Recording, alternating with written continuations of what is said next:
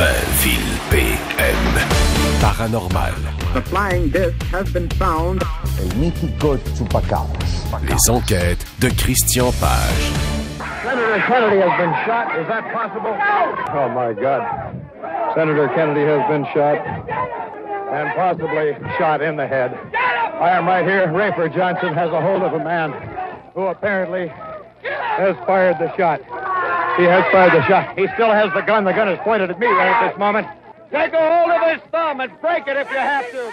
Oh boy, ça c'est des mauvais souvenirs. Là, c'est la scène, les secondes qui ont suivi l'assassinat de Robert Kennedy. C'est un extrait donc audio qu'on vient d'entendre. Christian Page, bonjour. Salut Bernard. Effectivement, ce sont des moments tragiques, des moments qui ont marqué l'imaginaire populaire, je pense, du 20e siècle. Et le deuxième assassinat d'un des membres importants de la famille Kennedy, c'était, comme tu l'as mentionné, on était le 5 juin 1968. C'était quelques minutes après minuit, après que Robert Kennedy ait fait un discours à l'Ambassador Hotel à Los Angeles. Il quittait. C'est assez étonnant parce que dans les minutes qui ont précédé, en fait, le passage de quelle façon on allait évacuer Robert Kennedy de l'hôtel a été pris un peu à la dernière minute. C'est une décision de dernière minute. Comme il y avait des gens qui s'amassaient devant l'hôtel, il y avait également la salle où Kennedy avait fait son discours qui était bondée. Alors, pour éviter un peu la cohue, on a décidé de le faire passer par les cuisines. Il était quelques minutes après minuit et ce qu'on a entendu en début de chronique, c'est effectivement un journaliste de la CBS qui avait son microphone ouvert. Et là, évidemment, ce sont ses réactions à vif.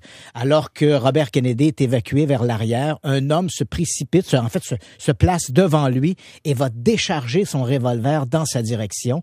Cet homme sera immédiatement immobilisé. On entend le journaliste, on dit, l'homme pointe son arme vers moi. L'homme est collé contre une table à vapeur, il est désarmé et là on découvre que l'agresseur est un jeune ressortissant palestinien de 24 ans du nom de Sirhan Sirhan. Oui, voilà. Pendant ce temps-là, on se penche sur Robert Kennedy. Il est encore conscient, il demande quelques secondes. Oui, il demande is everyone okay? Is everybody okay? Voilà, il demande si d'autres personnes ont été blessées et ensuite il va tomber dans un coma et le lendemain, il va rester en vie peut-être 24 heures malgré l'intervention des neurochirurgiens. La balle, il a reçu plusieurs balles, dont l'une mortelle à la tête, et c'est un peu ce détail qui va jouer sur les théories du complot qui vont suivre. Et pourquoi je t'en parle cette semaine? Évidemment, le 5 juin, mardi dernier, marquait le 50e anniversaire de ces événements. Et lors d'une réception qui était donnée en l'honneur à la mémoire de Robert Kennedy, son fils, qui s'appelle Robert également, Robert Junior, parce que, on le sait que la famille Kennedy était nombreuse, et Robert Junior, qui participait, qui est un avocat, participait à cette rencontre, et il a pris la parole. Et évidemment, il s'est rappelé des bons moments parce qu'il était enfant au moment où tout ça s'est produit, mais il a clairement mentionné qu'il n'était pas du tout convaincu de la culpabilité, ou à tout le moins que Sirhan Sirhan ait agi seul. D'ailleurs, Sirhan Sirhan a toujours dit qu'il ne se souvenait pas. Ah, que c'est extraordinaire. Il ne se souvenait pas. Il ne se souvient pas. Et c'est surprenant parce que on va trouver chez Sirhan Sirhan, il n'a pas d'antécédent. Il n'a pas partagé avec des gens autour de lui une haine particulière pour Robert Kennedy. Bien sûr, avec d'autres gens, on le sait, c'est souvent le discours entre les Palestiniens, les Israéliens. On le sait, il y a des tensions. Et bien sûr, Sirhan Sirhan s'était prononcé à ce propos. Il reprochait un peu au Kennedy d'avoir pris part pour l'Israël dans la guerre des 6 jours, qui avait marqué un peu une dissension entre les Palestiniens et les Israéliens. Mais rien de très particulier. Tu comprends? Ce n'est pas une haine viscérale. C'est difficile de trouver la motivation profonde de Sirhan Sirhan. Et on va trouver chez lui, dans une espèce de calepin, une feuille sur laquelle il a répété, il a écrit à satiété RFK must die, Robert Kennedy doit mourir. Ça, on s'entend que c'est un signe, c'est un indice. Voilà, là. Il l'écrit sur toute une page, il n'écrit rien d'autre que Robert Kennedy doit mourir. Et lorsqu'on arrête Sirhan Sirhan, durant l'interrogatoire, il ne se rappelle pas avoir écrit cette note. Et étonnamment, il ne se rappelle pas non plus des événements qui ont précédé l'attentat. Il sait que ce soir-là, il s'est rendu à l'Ambassador Hotel. Il dit avoir rencontré. Oui, il reconnaît avoir été présent. Hein? Absolument. Il était dans la cuisine, n'est-ce pas? Voilà. Il reconnaît avoir été là aussi. Il dit, je suis allé là-bas, je suis rentré dans les cuisines, il a fait un café. Et là, il rencontre cette mystérieuse femme, une dame qui porte une robe à pois.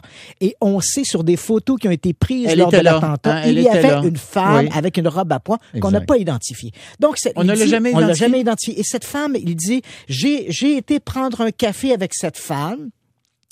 Et là, c'est le passage à vide. Il ne se rappelle pas ce qui va se produire ensuite. Il reprend conscience, si on peut dire, alors que les gens sont autour de lui, l'immobilisent, alors qu'il a l'arme au poing et qu'il a vidé son arme en direction de Robert Kennedy. Ouais, mettons. Là. Bon, bien sûr, on peut dire c'est une tentative d'échapper. En fait, je plaide la non-responsabilité parce que je suis pas conscient de ce qui s'est passé. D'ailleurs, son avocat va demander à Sirhan Sirhan de plaider coupable en espérant que Sirhan Sirhan échappe à la condamnation à mort. Ça fonctionne plus ou moins bien puisque Sirhan Sirhan, malgré tout, le procureur va réclamer la peine de mort et va l'obtenir. Sirhan Sirhan est condamné à mort à l'issue de son procès. Exact. Mais ça a été commué. Parce que la peine de mort a été déclarée non constitutionnelle dans l'État de Californie en 1972, ramenée en 1976. Plusieurs criminels notoires vont bénéficier de cette mesure, notamment Charles Manson et la famille Manson. Sirhan Sirhan est l'un d'entre eux. Sirhan Sirhan, encore cette année, en début d'année, en janvier ou en février, il a demandé une libération conditionnelle qui lui a été refusée pour la énième fois. Il a raconté exactement la même histoire, qu'il ne se rappelait pas les événements qui s'étaient produits. Et lorsque l'on a parlé des événements même, tu as tout à fait raison, Bernard, il y a des choses un peu louches là-dedans. C'est-à-dire que la police de Los Angeles ont fait retirer très rapidement un montant de porte sur laquelle on avait des impacts de balles qui semblaient montrer qu'il y avait eu plusieurs coups de feu qui avaient été tirés, des coups de feu surnuméraires. L'arme de Sirhan Sirhan pouvait contenir 9 balles. Or, on aurait enregistré 13 coups de feu ce soir-là. Oui, ce qui aurait prouvé qu'il y avait un deuxième tireur. Ouais. Et l'élément le plus controversé... Mais ça a été contredit par la suite. Oui, absolument. Hein? Mais l'élément le plus controversé et sur lequel d'ailleurs le fils Kennedy est revenu cette semaine parce que le fils Kennedy a reconnu qu'il avait lui-même rencontré Sirhan Sirhan, il s'était rendu au pénitencier, il a parlé avec lui tout récemment. Ah ça, j'ai pas vu ça. Et il restait persuadé que Sirhan Sirhan ou bien était un homme contrôlé ou qu'il y avait peut-être un deuxième tireur. Et ce deuxième tireur, il apparaît parce que le rapport d'autopsie qui a été signé par Thomas Nagoshi, qui était le médecin coroner du tout Los Angeles, du gratin de Los Angeles. C'est lui notamment qui a fait l'autopsie sur Marilyn Monroe, par exemple. Donc, c'est un homme qui avait une très grande réputation. Et sans savoir, le matin même de la mort de Robert Kennedy, sans savoir exactement ce qui s'était passé dans les cuisines, le docteur Nagoshi va faire son autopsie et il écrit dans son rapport que la balle qui a tué Robert Kennedy est venue de l'arrière et elle a été tirée à moins de 3 cm derrière l'oreille droite de Robert Kennedy. Or, tous les gens présents ce soir-là sont tous unanime, Sirhan Sirhan ne s'est jamais placé derrière Robert Kennedy et n'a jamais été à moins de 1 mètre de Robert Kennedy. Donc, comment la balle mortelle a-t-elle pu être tirée derrière l'oreille droite alors que Sirhan Sirhan ne s'est jamais trouvé là? Bien sûr, ceux qui ne croient pas à la théorie du complot, et j'en suis aussi. Et Thomas Nagoshi l'avait également mentionné lorsqu'il dit « Je ne changerai pas mon rapport d'autopsie, je suis persuadé que la balle qui a tué Robert Kennedy venait de l'arrière et a été tirée derrière l'oreille droite. » Mais c'est vrai que dans le chaos, rien ne permet d'être certain que Robert Kennedy ne s'est pas à un moment donné, lors de la fusillade, tourné. Hein? Une réaction vive. On est tiré de face, on va se tourner, on va pivoter sur soi-même pour se protéger et à ce moment-là, il se trouve, somme toute, il tourne dos à Sirhan Sirhan. Sirhan Sirhan a pu faire simplement un pas de plus en direction de Kennedy et il se serait trouvé à bonne distance pour appuyer sur la détente à ce moment-là. Ouais. C'est vrai que c'est très chaotique comme événement et d'autant plus qu'on sait que dans l'histoire de l'Amérique aurait été changée, moi je pense, si Robert Kennedy avait pas été assassiné à Los Angeles, je pense qu'il gagnait la Convention démocrate de 68 et je pense qu'il aurait gagné la présidentielle contre Nixon. En tout cas, il y en a beaucoup qui le pensent. Oui, absolument. Et je vais te dire une affaire. Robert Kennedy, président des États-Unis en 68, au lieu de Richard Nixon... Oh, que ça aurait fait une grande différence. Ça aurait fait une très grande différence. Et c'est sûr que quand on regarde, que ce soit la mort de JFK ou ce soit la mort de Robert Kennedy, c'est vrai que les frères Kennedy, et si on retourne par exemple à l'élection de John F. Kennedy en 1960 et qui avait rapidement placé son frère comme attorney général, qui est un peu comme le ministre de la Justice ici. Oui. On le sait, maintenant c'est un secret de polichinelle, ces gens-là, les Kennedy avaient demandé, via le Joseph Kennedy, le père en fait, qui avait été l'intermédiaire, on avait demandé un peu l'appui du monde interlope. Ah oui. Et on sait que le monde interlope avait joué en faveur, en fait, certains syndicats, dont notamment les Teamsters, on avait joué là-dessus. En particulier à Chicago. À Chicago, ça avait permis à Kennedy de gagner l'Illinois. Et on sait que immédiatement, lorsque Robert Kennedy s'est retrouvé ministre de la Justice, l'attorney général, il a mené une charge contre le monde interlope. Alors, bien sûr, quand on regarde dans l'histoire des frères Kennedy, alors qu'ils flirtent avec le pouvoir de la Maison-Blanche, on peut facilement voir dans leur ombre, on peut voir des ennemis potentiels. Ah, on en voit beaucoup. On en voit beaucoup. Mais moi, je veux dire, pour m'être beaucoup intéressé à ça, il y a une couple d'années, parce que je pense qu'on partage, toi et moi, un peu cette fascination, puis on n'est pas tout seul, on est un méchant paquet, mettons à partager cette fascination pour les Kennedy. Moi, j'en suis venu à la conclusion, puis je me prétends vraiment pas expert, là, je n'ai pas lu tous les livres, là, je ne suis pas capoté là-dessus, là, mais j'ai quand même une assez bonne connaissance. Moi, j'en suis venu à la conclusion, si tu me demandais, là, mettons, la première hypothèse quant à la force occulte qui aurait pu diriger Oswald, là, qui aurait pu être derrière Oswald, moi, je pense que c'est la mafia, effectivement. Mm-hmm. Ceux qui avaient, là, qui étaient le plus... mettons qu'il y avait peut-être le plus de raisons de vouloir éliminer John F. Là, moi, je dirais que c'est la mafia. C'est vrai que si on va vers la théorie du complot, si jouons le jeu, acceptons à un moment donné, pour le moment, le besoin de la conversation, que JFK a été abattu à l'issue d'un complot. C'est vrai que quand on fouille dans les archives, on voit apparaître de manière assez surprenante toutes sortes de gens liés de près ou de loin au monde interlope. Qu'on ne pense, par exemple, à Jack Ruby. Il était tenancier qui, lui, a abattu Oswald 2 jours plus tard. Il avait des liens avec la mafia. Il avait des liens avec la mafia. Les policiers on a décidé de faire passer Oswald par le sous-sol du poste de police centrale de la police de Dallas. Mais ça, je pense que tu as de l'incompétence. Peut-être, mais que Jack Ruby se trouve là parmi les journalistes une arme à feu. Ça, c'est autre chose. Alors qu'on le fait... Visiblement, il savait qu'il allait passer par là. Voilà, il y a toutes sortes de choses. C'est sûr que si on cherche un coupable, le monde interlope apparaît assez rapidement en haut de la liste. Bon, là, on va s'arrêter parce qu'on pourrait jaser longtemps de ça. Ah oui, c'est vraiment des fascinant. Livres entiers ont été écrits sur le sujet. Oui, je sais. Puis des fortunes complètes aussi se sont bâties sur ces livres. Oui. Bon, on va s'arrêter parce qu'au retour, on veut parler des Martiens. Oui, les Martiens. Les Martiens, ça aussi, c'est un sujet inépuisable. Le voilà. Et la NASA a fait fort. Oui, voilà, la NASA. La NASA, c'est sérieux, là. Oui, là, on est loin des petits hommes verts. On est rendu loin des petits hommes verts et pourtant, on va faire NASA et Martiens au retour. Oui. Parlons Martiens. Voilà. De retour, donc, avec Christian Page et les mythes et complots, notre chronique insolite. Les Martiens. Pourquoi tu veux nous parler de Martiens? Ben écoute, depuis quelques jours, c'était dans l'air. Il y avait une effervescence. La NASA avait annoncé qu'elle ferait une annonce à propos de Mars. Et cette annonce a été faite hier après-midi. Donc, on a fait les gens responsables du petit robot Curiosity qui se trouve sur Mars depuis 2012. Donc, au JPL Center qui voit un peu à la gestion de ce robot. On a tenu donc cette conférence de presse pour annoncer que des analyses du sol. Il faut savoir que le petit robot est là depuis 2012. Il se promène un peu partout sur la planète et il a fait des forages. On s'entend, ce ne sont pas des forages très profonds, de quelques centimètres à peine, mais on a fait des forages. Et l'analyse du sol martien montre qu'on a trouvé des molécules qui sont des molécules organiques. Ça veut dire quoi, ça? Donc, des molécules organiques, c'est un molécules organiques. Ouais, c'est sûr des que... molécules organiques. Bon, c'est sûr, Bernard, si t'attendais le martien avec des petites antennes, on est passé au côté. Non, là-dessus, tu m'as amené ailleurs. Toi, t'as fait mon éducation là-dessus. La vie extraterrestre, ça veut pas dire un petit bonhomme vert. Ça peut vouloir dire tout simplement une bactérie. Ou une molécule organique. Ou une molécule organique. Donc, les molécules organiques, entendons-nous, ce n'est pas la vie telle qu'on l'imagine, telle qu'on y pense, mais ce sont les briques qui amènent la vie. Donc, ce sont les éléments qui sont nécessaires à l'éclosion de la vie. Donc, on en a trouvé dans le sol martien et on a trouvé ça pas n'importe où. D'ailleurs, on a choisi un endroit qui s'appelle le cratère Gale.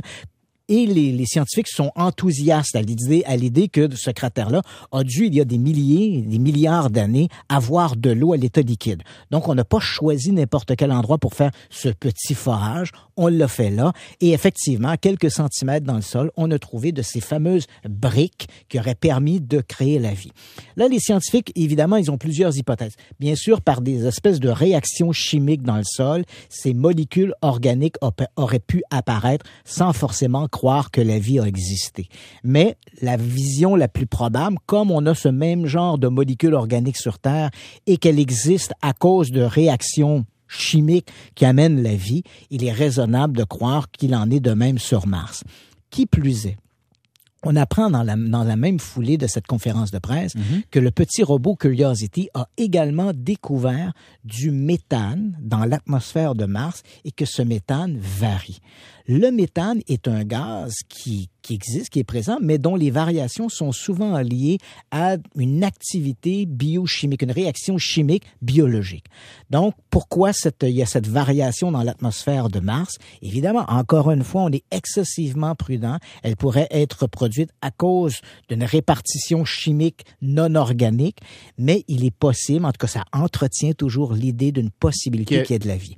En fait, qu'il y ait eu de la vie. Voilà, qu'il y ait eu de la vie. Oui. Donc, oui, il pourrait exister une forme de vie encore dans le sous-sol de Mars, mais vraiment, là, on est loin de là. Mais les éléments proposés hier par la NASA semblent indiquer que dans un passé fort lointain, la vie a déjà existé sur Mars. Très bien. Évidemment, on n'en est pas à parler de petits martiens avec des antennes, des petits bonhommes verts, mais la vie a peut-être existé sur Mars. OK. Si tu me permets, Bernard, c'est assez amusant parce que cette conférence de presse de la NASA arrive conjointement avec une autre annonce. Ce sont des scientifiques en Californie, des astrophysiciens, qui ont annoncé, eux, cette semaine, qu'on avait trouvé 121, parce qu'on reste dans l'extraterrestre, ils ont trouvé 121 exoplanètes qui ont des lunes qui pourraient être porteuses de vie. Et voilà. Comment? Des lunes. Alors, écoute, tu vois, là, on vient de faire exploser. Ben oui, parce que la dernière fois qu'on s'était parlé, tu m'avais dit qu'il y avait quoi?